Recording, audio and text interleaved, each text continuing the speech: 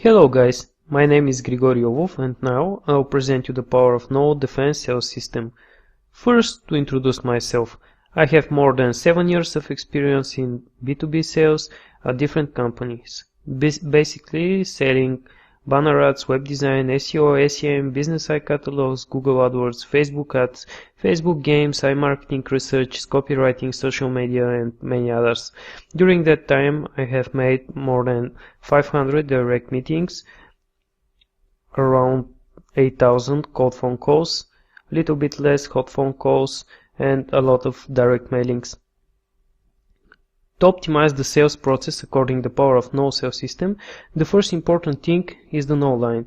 This is a simple line beyond which your business starts to suffer. Negotiating with clients may lead to bad deal conditions if you don't look at the Null Line carefully. On first place is the price. Most of the clients want to get the best service on the lowest possible price. At this point, often they forget that this can affect the quality of the service and twist the hands of the seller to squeeze the maximum.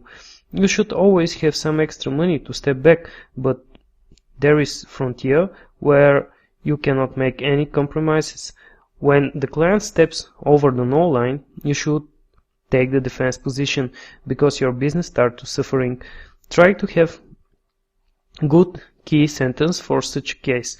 During the years, I have found that one of the best working answers is to explain that you cannot make more discounts because this will affect the quality of the service. This is very polite and reasonable way to say enough with the price negotiations. Also, with this you show that the quality of the service that you provide is more important to you than the money from closing the deal, and this will lift you up on another level and will catch the trust of that very potential. Another price issue is, but your competitor offers us the service on half price, the client says. In this case, you should explain that there is different from company to company and is very important to compare apple to apple. The next part of the Null Line is the time. The potential should respect your time and understand that he is not the only one client. Of course, every client should feel special, but some just insist that your company belongs to them and all your employers should take care about them. You should build good platform and understandable idea about the resources that are included in the service for the respective price. Often the client asks, why should I wait 48 hours when my case needs just 3 hours of work? At that point, they cross the Null Line and you should explain that there is a schedule of client requests and you want to be sure nobody will be neglected. If you have time and leave the client untroubled beyond the Null Line in order to keep him, in future you will have big problems. In the hot hours of multitasking issues, you can be surprised that the same client will start to boink and insist that you owe him immediate reaction even for not really urgent issues. At that point it will be twice harder to put the Null Line in place. Another issue is the service conditions and what they exactly include. Often the client steps on the Null Line because they have some idea of what should the concrete service look like.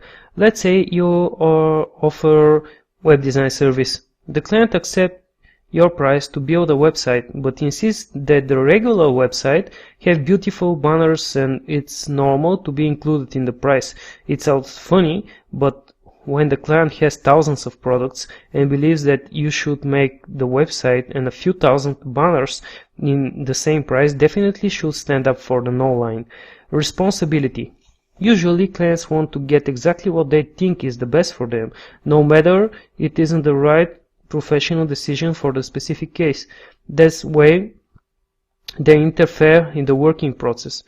But the worst is that they want you to take the responsibility for their decisions.